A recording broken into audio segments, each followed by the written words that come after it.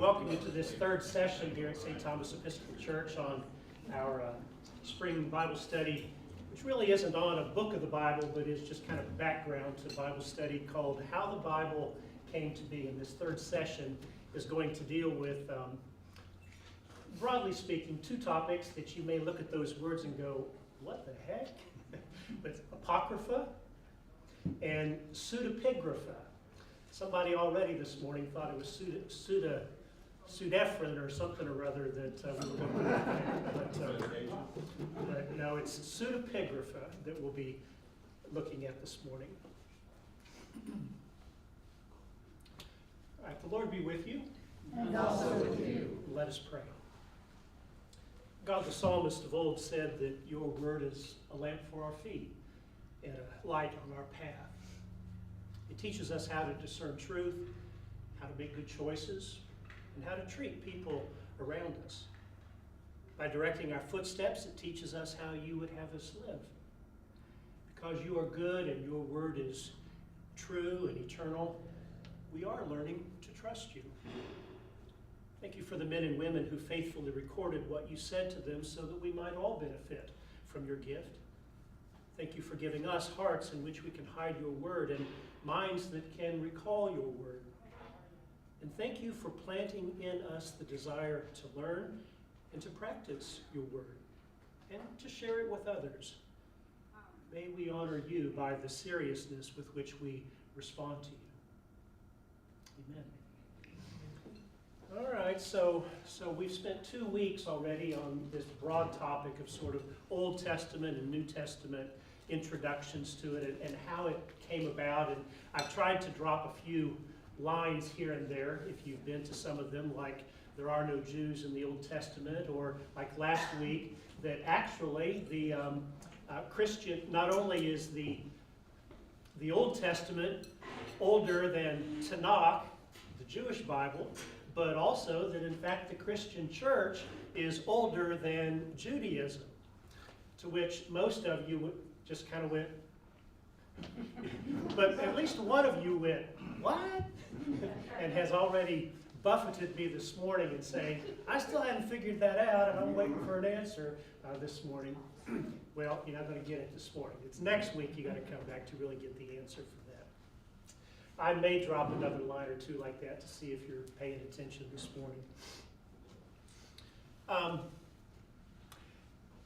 Like each of the last 2 weeks, there's way more information to say than we're going to have time to actually get through in an hour of time. So if you think that the last 2 weeks I have painted with a very broad brush, just wait till today. This brush is going to be the size of a house we're painting with this morning. But hopefully there's going to be at least enough depth to it that you can kind of get a sense of what was going on. And I think the place to start is here. I'm going to caricature myself for just a moment. Even though I knew better and had read all kinds of stuff as a little guy, there was still a part of me that if you sort of put me on the spot, I kind of thought that dinosaurs were kind of all mixed up even with Old Testament. And I mean, I knew better. I knew they weren't really, but it was just all that old stuff. And it all just kind of meshed together and all kind of at the same, it's just old. Well, when it comes to the Bible, I think a lot of us, or at least me, it may just have been me, but even with the Bible, I've tended to kind of shortcut to stuff and thus get it all mixed up and wrong. And so I tended, most of my youthful days, to just think that everything the Jews ever wrote, or that the Hebrews ever wrote, was in the Old Testament. That there wasn't any, they didn't write anything except what we call the Bible. All right, at least one of you is nodding your head going, yeah, I thought that too. Well, good. I'm going to talk to you this morning, Kirby. That's not true. There were lots and lots and lots and lots. We have only the tip of the iceberg in what we call the Old Testament regarding what the Hebrew people and into the time when they truly do become Jews actually wrote.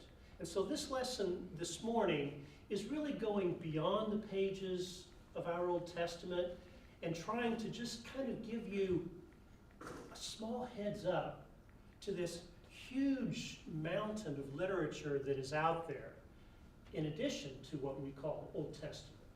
Now, I'm not necessarily going to encourage you to spend a lot of time reading it. Some of it's pretty pitifully poor stuff. And I personally have some issues with some other portions of it, and I'll at least touch on some of that this morning. But I just want you to know there's a lot of Hebrew and Jewish literature that's not in the Old Testament. Okay? If you got that, you can nod off for the rest of the morning. So, there is I guess in some ways it's been going on for quite a while, but there really is sort of a fad going on with what I'm going to call kind of quasi-biblical writers, sort of popularist writers who get connected with presses and have figured out that a good way to sell books, which is kind of tough to do in the religion market, a good way to sell books is to push the boundaries and to suggest that what we've always thought isn't quite true, and that there are, in fact, lots of lost biblical books, with even the further suggestion, even though they don't really say it, that we've just discovered them. And I'll give you the opportunity, if you buy my book, to get in on it and discover what some of these are. Don't buy that nonsense. Don't buy their books. It is nothing but untrue nonsense. We have not discovered anything new in quite a while now. Okay? We haven't. There are lots of things that it's appropriate to say they are lost works. But it's not like we just figured that out. They've been lost for centuries.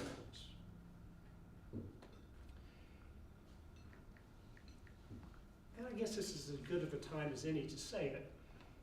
If it weren't for the church, the vast majority of the things that we do know would also be lost. Because it was not the Jews who preserved the stuff that we're going to be looking at this morning, except for one piece of the puzzle. They didn't preserve this. In fact, as far as they were concerned, it needed to be destroyed. It was the church that preserved this stuff. We can thank all those monks that we sometimes make fun of, hiding out in their monasteries, as being the ones who preserved our understanding, not only of the early church, but of the early Jewish faith and back into the Hebrew faith, as well as a whole lot of what we would just call secular authors. We would know very little about a lot of Roman history and Greek history and other stuff, the poets and writers, if it weren't for the church preserving this stuff. So, the next time you want to sort of gripe or grouse about the church, just remember it's been pivotal in terms of Western literature, understandings of our history, in making this available to folks. We have the church to thank for that. Okay, so I've already answered the question, but are there other Jewish things that aren't in the Old Testament? And the simple answer is yes. And I shared this PowerPoint graphed for you last week, but this is a good place to start. Right off the bat, in the earliest pages of the book of Genesis, we begin learning that whoever it was, tradition of course says Moses, but whoever it was who wrote the book of Genesis, that he, assuming it was Moses, has used sources to help him write that. Now, within the book of Genesis, it's genealogical sources, we would call them, genealogical accounts. And depending upon your translation of the Old Testament, it will call them the account of, or the story of, or the history of, and then whatever, heaven and earth, Adam, Shem, Noah, whoever it is. And there are at least 11 of those in the Old Testament, in the book of Genesis. That's pretty interesting, and a good place for us to begin. And in addition to that, throughout the rest of the Old Testament, not including Genesis, there are at least 17 additional books that are referred to that we do not have. All we have is the few words or sentence or two that occurs within the Old Testament. That's all we have of that book, this little excerpted quote. Otherwise, these 17 plus writings that are in the Old Testament are completely gone. They don't exist anymore. There's some of them.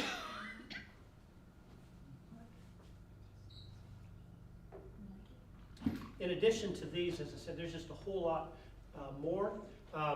Once you get past Nathan and Iddo and Shemaiah, we can talk about the Acts of Abijah, the prophecy of Ahijah the Shilonite, the book of Jehu, Samuel the seer, the laments for Josiah, Gad the seer, just on and on and on and on.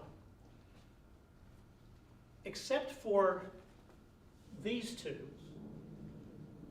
every single one of those lost books occurs within the pages of 1st and 2nd Chronicles,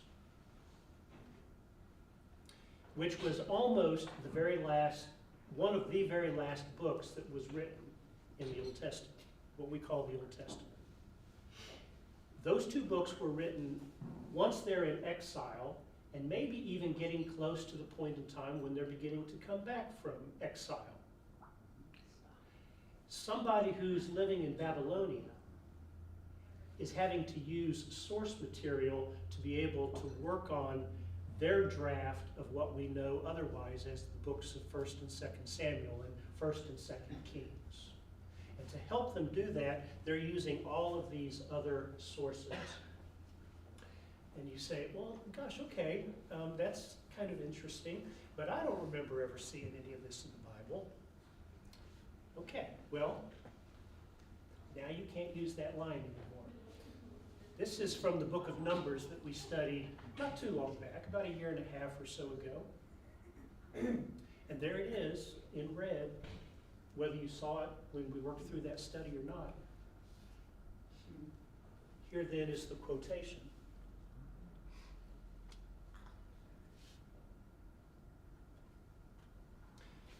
Or there's this one in the book of Joshua that we just studied last fall. John, were these written or were they transmitted orally? Does anyone know? Well, since it's completely lost, I guess Yeah. have to just mention that to say we don't really know. But the assumption is that it was written. Okay. And that also goes with those genealogical sources. That at some point in time, there was at least something written that would distinguish it from the oral histories that we know are also going on and that we'll get to in just a moment.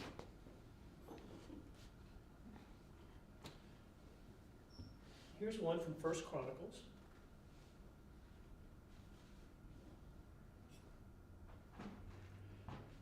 There are 30 or more quotations from this particular book, or from one similar to it, just simply called the Book of the Kings of Israel, or from the other book, the 3rd book, the Book of the Kings of Judah.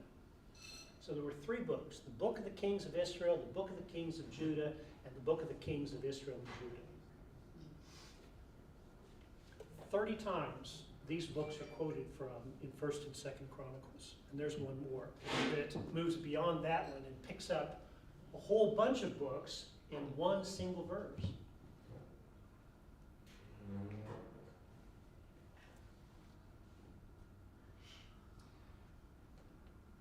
Now, there are about 5,000 reasons to be reading the Old Testament beyond trying to see this kind of stuff in the Old Testament. There's a lot of better reasons to be reading the Bible than that. But if on those days when you're bored with reading whatever it is you're reading, you can always keep your eye out for this sort of thing and go, yeah, I see one of those now. All right, all of this kind of thing was written way back in the BC era, hundreds of years before Christ. At the very latest, it includes things that would have been written, at least 500 years before Christ, and much further back beyond that.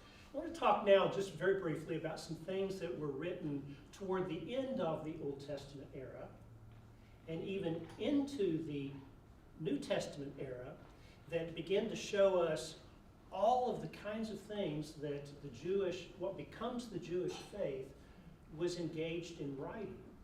And it's like, I had no idea there was all of this stuff available. It starts with a gentleman by the name of Philo. He lived in Alexandria, Egypt.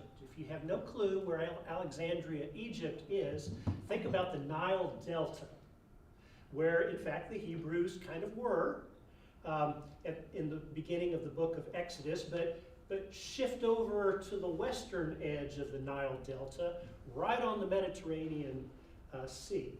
That's where Alexandria was. There was a huge Jewish population in the last couple of centuries before Christ and into the early parts of what is the Christian era, or the Common Era as it's also referred to.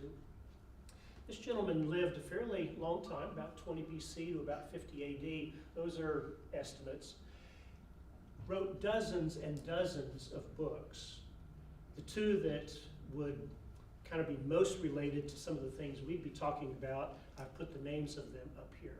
And these are not little pamphlets that he wrote. These are large tomes that he wrote.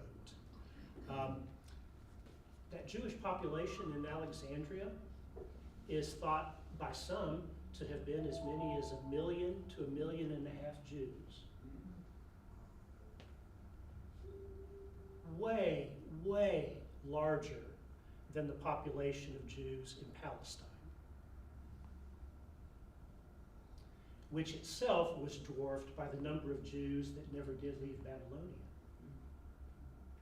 Alexandria is the biggest population of Jews, followed by the population of Jews in Babylonia, followed by populations of Jews in the Greek-speaking areas,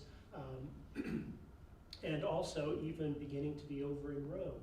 And then you've got the Jews in Palestine. But we tend to just think, well, that's where the Jews were. They were in Israel.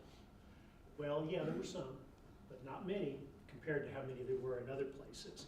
And this is just one of them. Brilliant person whose writings would have influenced all kinds of things Jewish, except that the Jews didn't preserve his stuff. It was the church that did. Jews had nothing to do with it, really. If we had lots and lots of time and I wasn't painting with a big brush, we'd get into why that was. Here's another gentleman. Priest in Palestine, 1st century. This is an insider, if there ever was an insider, as a Jew. His grandparents, great-grandparents, great-great-grandparents are the leaders and movers and shakers in the whole Maccabean Hasmonean movement that recaptures Palestine for the Jews in that era that is called the Maccabean period. He's an insider. But he gets ticked off and he fights against the Romans in the middle part of the 1st century and ends up being captured. His little cohort that is fighting against the Romans are cornered, there's no way out, and they, among all of themselves, make a suicide pact. You kill her, and then you kill him, and you kill him, and you kill him, and we'll get down, and the very last person will have to then kill himself. Well, they pulled straws, and Josephus and one other person were the last two, and the 17 or 18 of them dutifully did what they were supposed to do, and they got down to Josephus and the other guy, and they both said, yeah, let's not do this. and so those last two were captured by the Romans.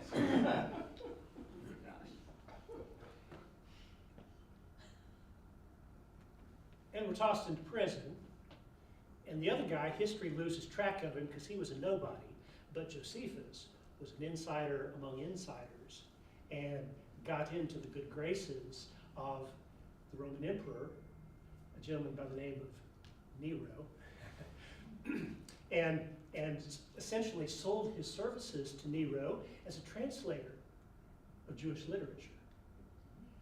Well, Nero had kind of an in-law that was Jewish and thought that was a good deal. And so, as I said, he got into the good graces of Nero and became, as it were, sort of fully Roman, and an insider who could kind of rat on and understand what was happening in all of the Jewish things, the fighting against Rome. In the midst of all of that, he writes two books that the church, even to today, finds very important because it tells the history of a period that otherwise there's not much at all told about. What was happening in Palestine in the 1st century AD? Well, the Jewish War tells about that revolt when Vespasian and Titus and Domitian come in and the temple is destroyed in AD in the 60s. And then one at the very end of his life that goes back and picks up all the customs and beliefs and understandings of Jews. Well, all right, if you're a Jew, the last thing in the world you're going to do is preserve the works of a turncoat. You want his stuff destroyed. It's the church that preserves his work. Really interesting. And then you've heard of this one, probably. This is one of the, it's not the newest thing that has been discovered, but it's in some ways probably the most important of the finds that took place in the 20th century. I'm not going to go through all of it, but the initial caves in which these scrolls were discovered first took place in 1946. Almost all the caves and almost all the scrolls were discovered by about 1952 or 1953. In fact, the bulk of them were even before 1950. But by 1953, we had pretty much everything we were going to have. But there have been multiple attempts since then to find more caves. By 1953, 11 caves had been discovered that had scrolls in them. But in the continued attempts to find more, as late as just 3 or 4 years ago, they did find a 12th cave that had a bunch of pottery shards in them, no documents, except one that was blank and ready to be written on. But there wasn't a letter on it. But based on the particular pottery shards, they just, all of the folks who found it swear that they had to have contained additional scrolls that are not there. So who knows? There may be some that get discovered later. The most important thing, though, is this last line. In those 11 caves, pretty much before 1953, there were more than 970 books, if you will, that were discovered of Jewish origin. Among those 970 plus books, almost 240 of them were copies of Old Testament books. There were 35 copies of the book of Genesis, for instance, and similar numbers of other books, down to some where there was just 1 or 2 copies. There were no copies of the book of Esther. But other than Esther, every single Old Testament book is represented in this find. Why is that important? for this reason. Prior to this font, the oldest Hebrew manuscripts that we had been written somewhere around the year 1000, which allowed skeptical, suspicious scholars to say, oh, well, yeah, that's the Old Testament we have now. But there at least 1,000 years' time has created this huge gap between what we have and when they would have been current literature. And we don't know how much they have changed across that 1,000 years. They may be vastly different than what they once were. Completely ignoring the fact of the Septuagint and other translations from the Old Testament into other languages. But leaving that to the side, there was no way to repudiate that skepticism until the Dead Sea Scrolls gave us more than 200 copies of books of the Old Testament that, except for a few letters here and there, not sentences, not paragraphs, not chapters, just a few letters here and there, were different from the manuscripts that we had that were 1,000+ years younger. And so suddenly, all of those arguments that, well, yes, we have an Old Testament, we have no idea if it's accurate. People may have changed it big time.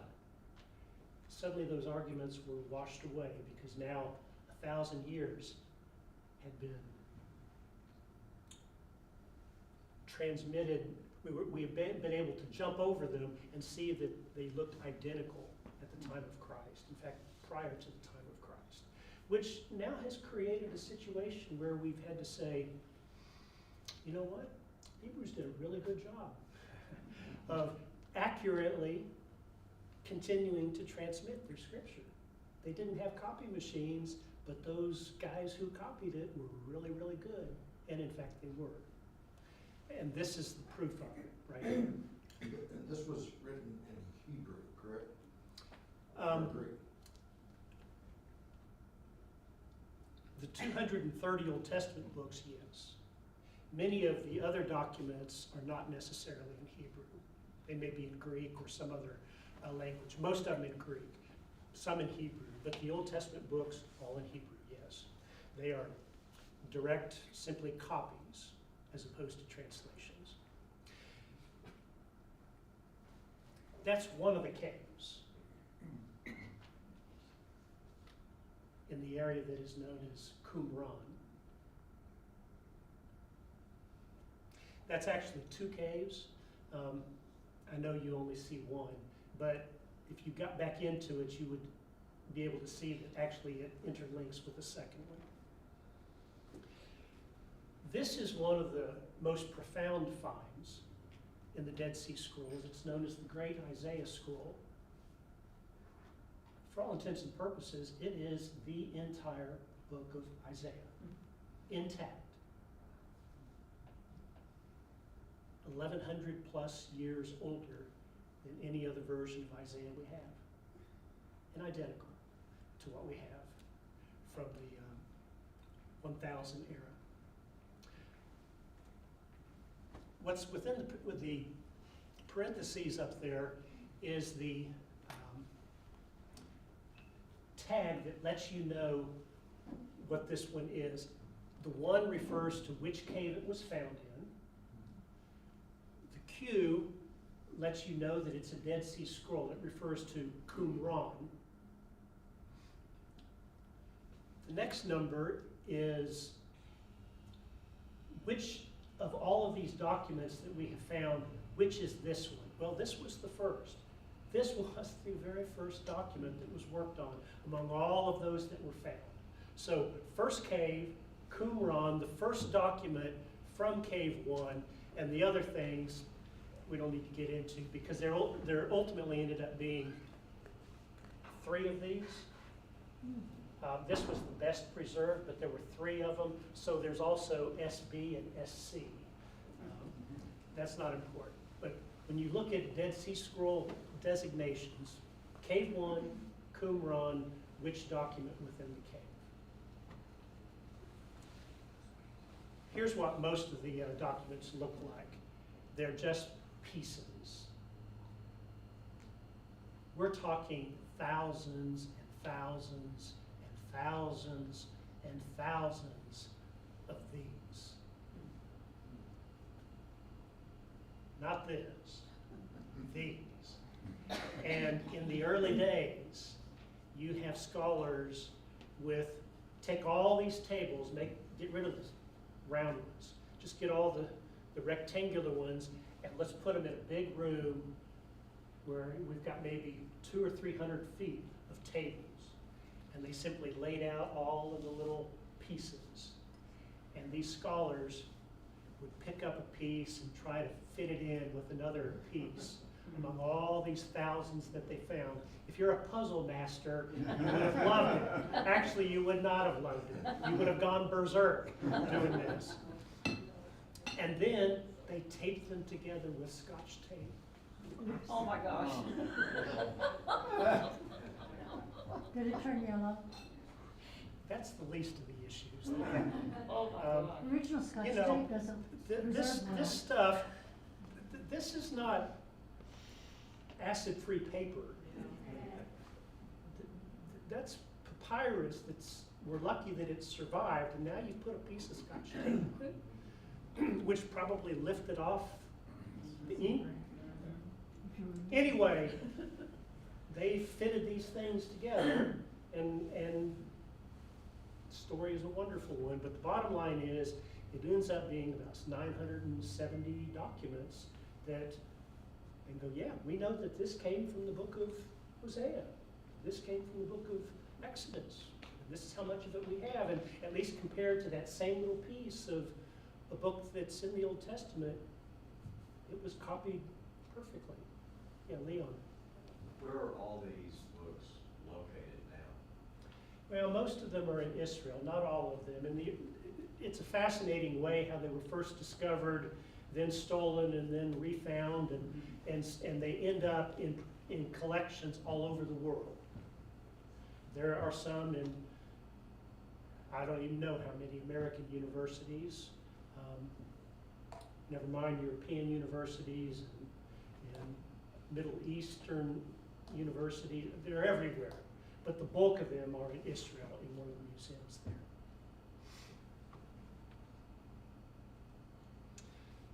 there. Okay, you get past all of those, which is still pretty much Old Testament era getting into the common Christian era. And then we have this. These are actually 3 books, if you will. There's Talmud, there's Midrash, and then the Kabbalah is a kind of a collection of Jewish literature. You've probably heard of Talmud. Might have heard of Midrash. Probably haven't heard of Kabbalah, and that's okay. We're going to dismiss that pretty quickly. There are actually 2 Talmuds. There's a Palestinian one, but the important one is the Babylonian one. There are a whole lot more Jews living in Babylonia. And the smarter of the smarter ones stayed in Babylonia. They didn't come back to Palestine. So while there is a Palestinian Talmud, it's just kind of referenced, oh yeah, there was one. But the real Talmud is the Babylonian. The Palestinian one was put together mostly in the late 300s and into the early 400s. Way after there was a Christian church. The Talmud is really what establishes the Jewish faith. It is what establishes Judaism. Are you listening? That foundational document of the Palestinian Talmud is then used, along with some other sources, to create the much more important Babylonian one in the early 500s. 500 years after Jesus. Okay, so what does the Talmud actually contain? Well, it contains what the Jews refer to as the oral law. The written law is what we find in the Bible. It's Genesis and Exodus, and Leviticus and Numbers and Deuteronomy.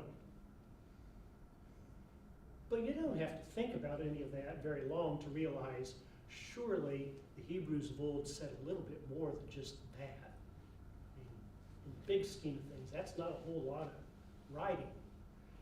Well, the Jews say that's exactly right. There was a whole lot of other things that were thought by early Jews. They just didn't commit it to writing. It was passed on orally.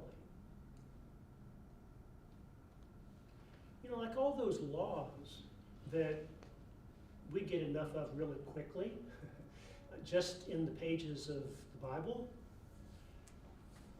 they really go into depth in the oral law about them, giving you all the ways to think about it, et cetera, et cetera. There comes a point in time when all of that oral law has to get put on paper so that it doesn't get forgotten.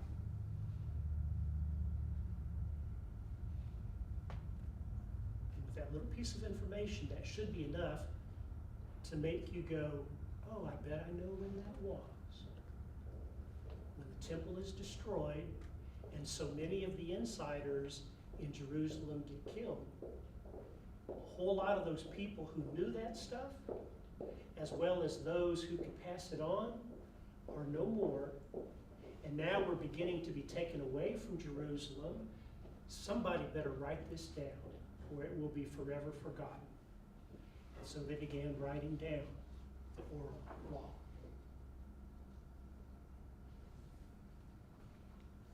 Hundreds, even thousands of years after it supposedly first came about. The Mishnah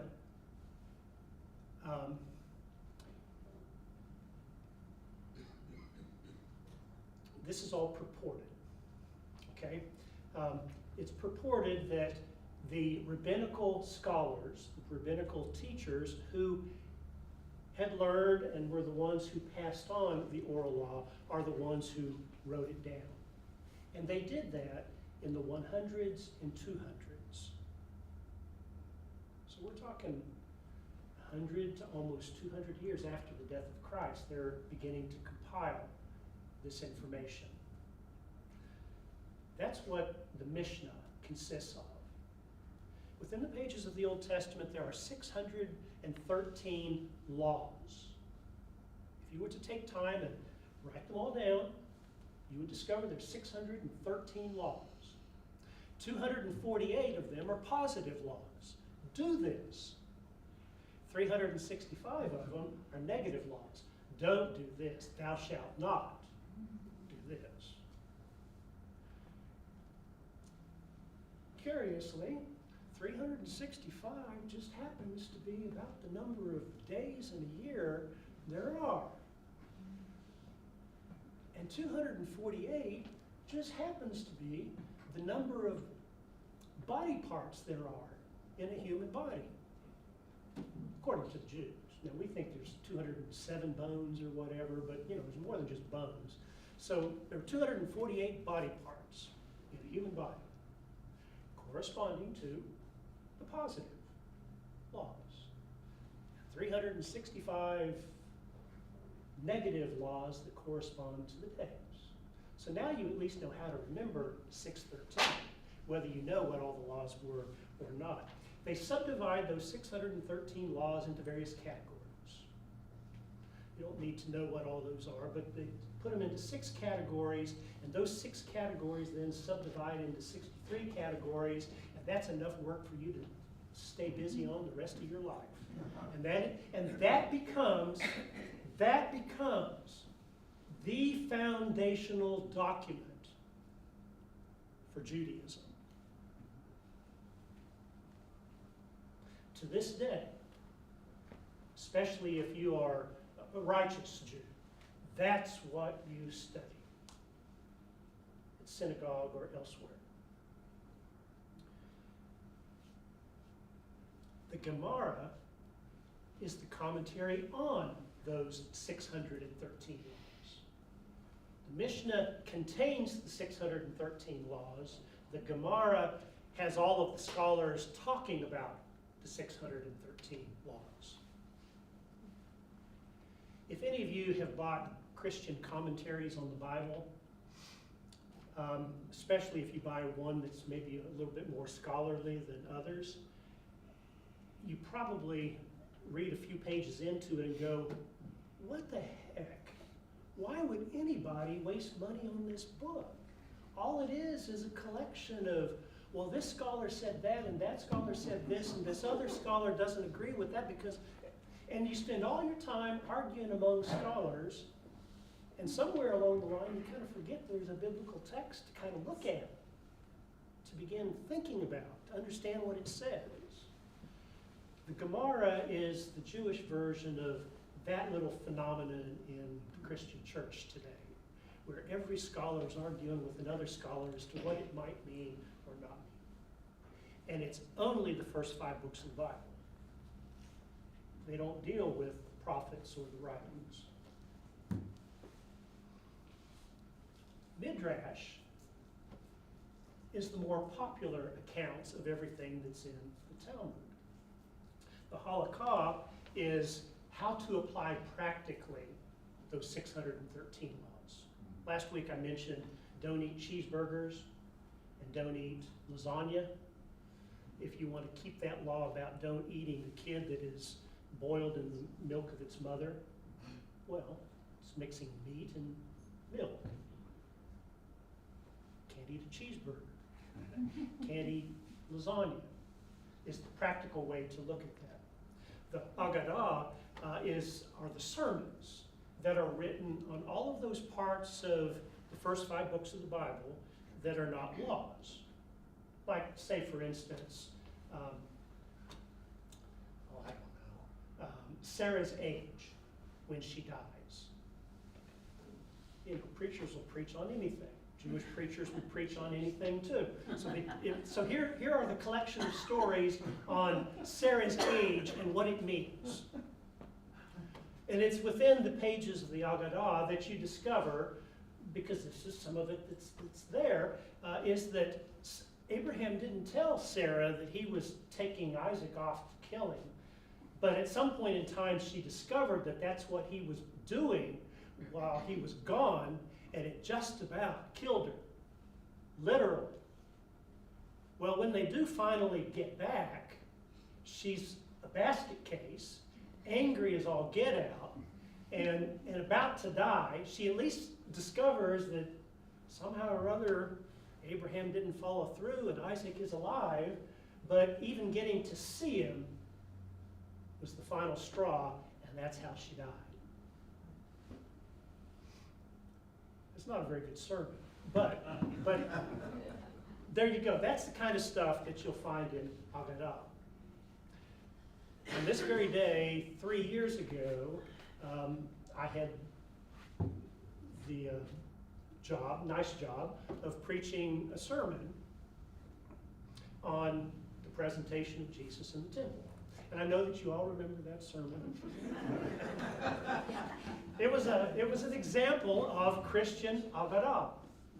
Today, the text is going to deal with the Nuntimittis, the presentation of Jesus in the temple when Simeon sees it.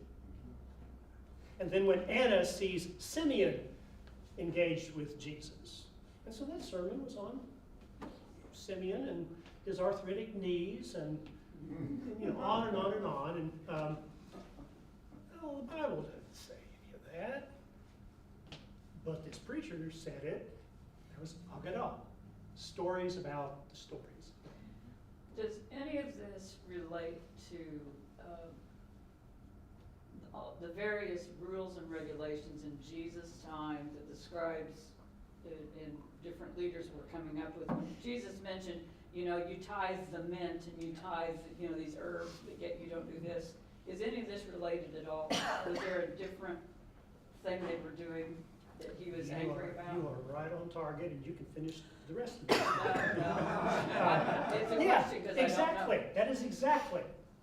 It's not like that just began to happen It was it was the Pharisees. What Jesus refers to in Mark chapter 7 about the traditions of the elders, that story that is so pivotally central to what's going on in the book of Mark, where he's referring to, don't pay any attention to those traditions of the elders. What becomes Mishnah, Jesus says, give me a break. Now, he didn't say this, but he might as well have said, my dad didn't say that. But here we have one of the great dividing lines between church and Jewish faith. Church picks up with Jesus and the new covenant that is in fact Jesus. So we interpret Old Testament through Jesus. Jews, because it was the Pharisees who become the rabbis, they're the only group that survive the destruction of Jerusalem. And so they get to decide what the new faith is going to be and what it looks like. They focus on their interpretation of law, Talmud.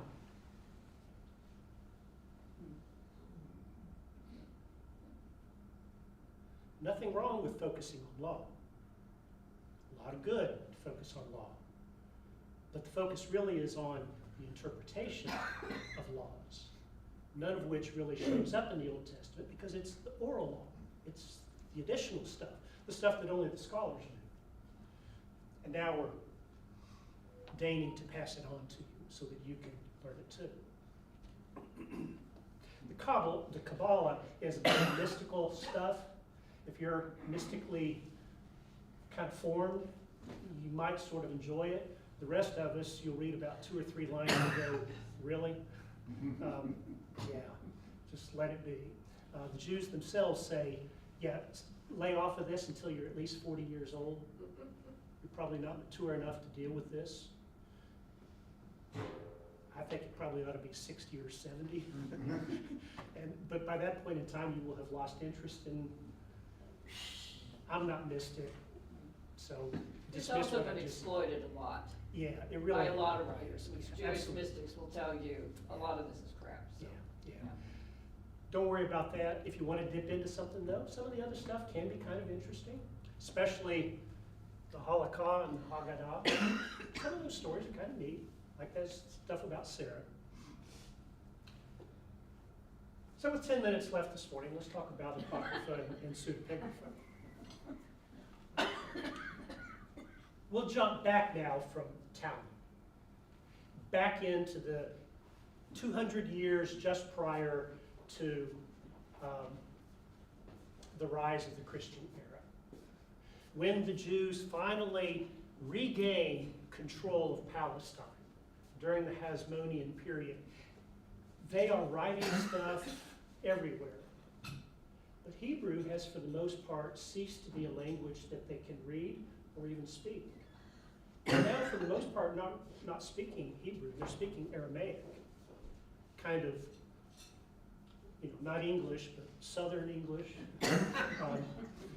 This sort of pidgin version of Hebrew. And so they're kind of reading their own stuff in Aramaic, but because they are living in an era where the lingua franca, or the English language of the day, is really Greek, most of them are writing in Greek. And so all of the books of the Apocrypha are written in Greek, not in Hebrew. When Tanakh finally gets compiled and officially stamped by the Jewish faith, about 100 years or so after Jesus, 50 years after his death, one of the things they decide on is that the book had to have been written in Hebrew. Well, that automatically gets rid of all of these writings from about 200 BC on that weren't written in Hebrew. They were written in Greek. So they didn't have anything at all to do with Apocrypha. It's the church that saved these, not the Jewish faith, even though it was Jewish writers that wrote this.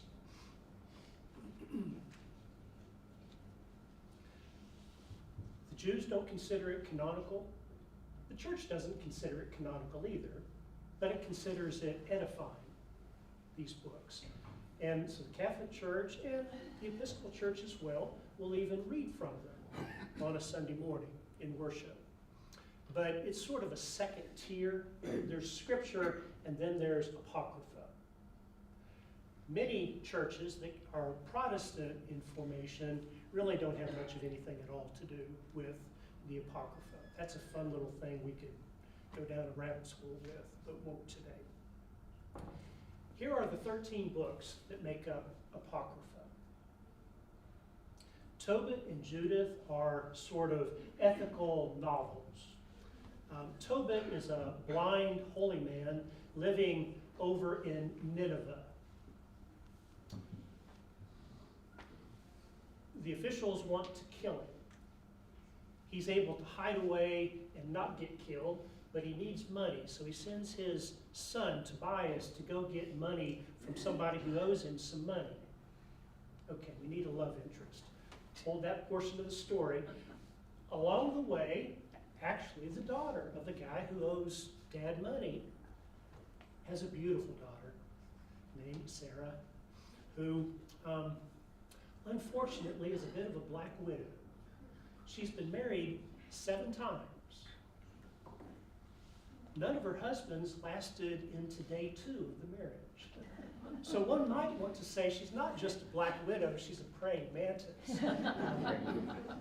Well, okay, now we've got our love interest set up.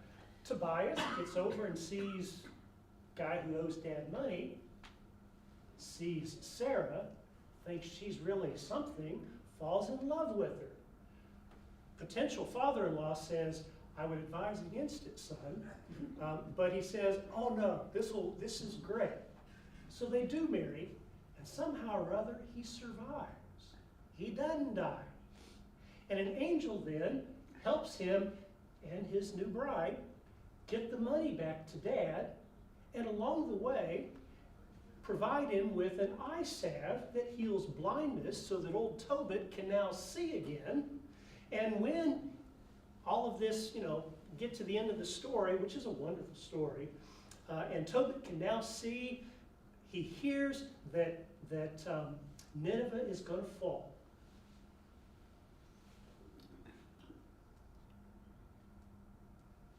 The end. It's just a great story that along the way sort of makes it clear that God helps God's people and protects God's people and provides for God's people. That's some of the details along the way. Judith is kind of like what we saw about Deborah and Yael in the book of Judges. Sennacherib is ready to, not Sennacherib, but Nebuchadnezzar wants to be done with all those Western peoples, read Jews. And so he sends his general Holofernes over to get rid of all the Jews. Well, all right, quasi-love interest. Judith is a righteous woman living among the Western people. She's a Jew. She hears what Holofernes is going to do, and so she comes with, I forget who, daughter or good friend, one or the other, and she has a plan. She is going to make sure Holofernes doesn't do this. And so she shows up at the camp, ready, theoretically, to squeal on the Jews and help Holofernes get them all killed, decked out almost like a lady of the night, and gets Holofernes' attention. Doesn't do anything, but she gets his attention, and then goes home. And does it again the next night, and the next night, and the next night, and the next night. Enough times that all of Holofernes' camp is used to, the painted lady showing up in General's tent. And finally, after several nights of this, she decides, okay, it's time. And she gets to Holofernes' tent And all of Holofernes' army just, they're not paying a bit of attention to her. She gets to his tent and fixes him a big dinner. And he's kind of lounging around, and while he's lounging around, she takes a sword and chops off his head. And then proceeds to go back home. Camp folks aren't paying a bit of attention to her. She's done this countless times over the last several days, and it's not until later that they discover, where's Holofernes? When they finally track him down, he's in his tent in pieces. He doesn't have his head anymore. Judith becomes this wonderful, not really a temptress, but this wonderful hero who saved the Jews. It's one of those wonderful kinds of tales that the Jews like to tell with a bit of snicker on the stupid Gentiles that never were as smart as they were. The additions to Esther, Baruch, the letter of Jeremiah, the prayer of Azariah, Susanna, and Bel and the dragon, they are all kind of expansions of the Old Testament. You know that when you read stuff in the Bible, you go, gosh, I wish they said a little bit more about that. Why didn't they tell us what that person looked like? Or how old they were? Or where they came from? Or whatever. Did Jesus have black hair, or was he blonde? Or a redhead? Who knows? But these stories kind of fill in the gaps and tell you what you didn't know. Wisdom of Solomon and Ecclesiasticus are pieces of wisdom literature.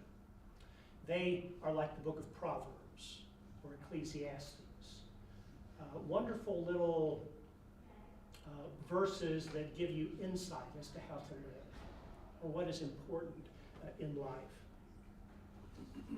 The letter of Jeremiah purports to be, if you're reading the book of Jeremiah, there's reference to a letter that he wrote.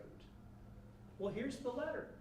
Suddenly, it's been found and transcribed so that you can read it too. Or Baruch, Jeremiah's friend, servant who helps him and transcriber of things for him. Well, this is his version of the stories. Well, that's kind of neat. Susanna and Bel and the dragon are extra pieces to the book of Daniel. Susanna is a tale about a woman named Susanna, who the Babylonian officials want to seduce. And Daniel learns about it and is able to end up protecting Susanna. Or Bel and the dragon. Bel is a god, and the dragon is the image of the god. And the priests of Bel are getting all kinds of things done because the people foolishly believe that Bel is alive, because every night food is put out there for Bel and he eats it. Next morning all the food is gone, and Daniel has to say, look, are you guys really this stupid? It's priests that are coming in and eating the food. And Nebuchadnezzar says, that's not true. He's alive. And Daniel says, no, he's not. Yes, no, he's not. Yes, he. And so Daniel says, here's how we'll prove he's not. And he puts sawdust all over on the ground. And unbeknownst to the priests, they come in that night and eat the food again. And the next morning say, he ate all the food again. And Daniel says, what are all the footprints for? And so he's able to rat out the priests. And the king realizes he's been duped all this time. And so Daniel becomes even more powerful in the empire. And the dragon, what happens to him? Well, the next story is of Daniel concocting this early TNT. He mixes it up and feeds the dragon all this stuff, and it brews inside the dragon's belly and eventually blows him up to smithereens. It's a wonderful story. and you thought that that stuff only came around in the 18th. No, it's been around back in Daniel's day. There are reasons why this stuff didn't end up in the Bible. But it's fun to read. And some of those are actually really neat. First and Second Maccabees, that's where we learn how the Jews were able to defeat Antiochus Epiphanes. How did that happen? Well, here's where you find out. And then there's this, the Pseudoepigrapha. There are about 65 of those writings. These two were not kept by the Jews. It's only because of the church that we know about these. I've sort of divided them into the kinds that there are. These are writings that weren't even written in Greek. They're written in Ethiopic and Slavonic and who knows what kinds of languages. Many of them don't even get written until the year 500 or 600 or 700. But they're written about people in the Old Testament. And whoever it is that wrote them knew good and well that they would never be able to convince people that they suddenly discovered this document all these hundreds of years later unless it actually had the name of Adam on it. Discovered this from Adam or Isaiah or Hosea or whoever. And on the basis of that name getting tagged, that's the pseudonym, that first part of that word up there, on the basis of that, the work kind of survived, not because of the Jews, but because of the church. These writings, for the most part, are not worth your time to ever bother with, except for there's one of these called the Letter of Aristeas. It's in that particular book, a short book, where he tells how Ptolemy, who's the king of the Ptolemaics down in Egypt, wanted to add the Jewish scriptures, the Hebrew scriptures, to that great library in Alexandria. And it's within the pages of this particular letter that we discover that that great library had something like 250,000 books in it. But Ptolemy was wanting to get to as many as 500,000 books in it. And one of the things he couldn't wait to get his hands on, he's living in Alexandria, incidentally, where there's all these Jews living. One he wants to get his hands on is that Jewish scripture. And so Aristeas figures out how he can get all of this done. And he gets 6 scholars from each of the 12 Hebrew tribes. 6 from the tribe of Judah, 6 from the tribe of Asher, etc. And those 72 scholars, over 72 days, recopy the entirety of all of the books of the Old Testament in order to present them to Ptolemy to put in his library. And would you believe that all 72 copies were identical? There was not a letter out of sync among those 72 writers. Amazing that they pulled that off. It's that letter that tells us that story. Now, as an aside, and we'll stop right about here, if you get on Wikipedia to read about the library in Alexandria, you will not hear a word about what I just said. They probably never read that letter. If they did, they would dismiss it. It's the earliest, that letter was written somewhere about 150 to 200 BC. It is the earliest reference, never mind the 72 scholars or the 70, it's the earliest reference to all of those hundreds of thousands of books in the Library of Alexandria. And yet they don't ever mention it. And that little piece of the story could be told over and over and over and over again in regard to the Jewish faith and the Christian faith. Though we provide some of the earliest references to things, it's never referred to by those who get to write how it really was. Okay. that's a good place to stop here. There's more I would love to talk about, like atlases and maps and dictionaries and so on. But next week, what we're going to do is leap from Old Testament into New Testament. And I'm going to do the same thing next week with New Testament that we did with Old Testament 3 weeks ago. And that is start off by attempting to blow your mind by suggesting that what you really thought was going on in the New Testament ain't so. If you thought I was really pulling your leg saying there were no Jews in the Old Testament, or Christianity is older than Judaism, just wait till next week what you hear about the New Testament. With that, I'll see you next week.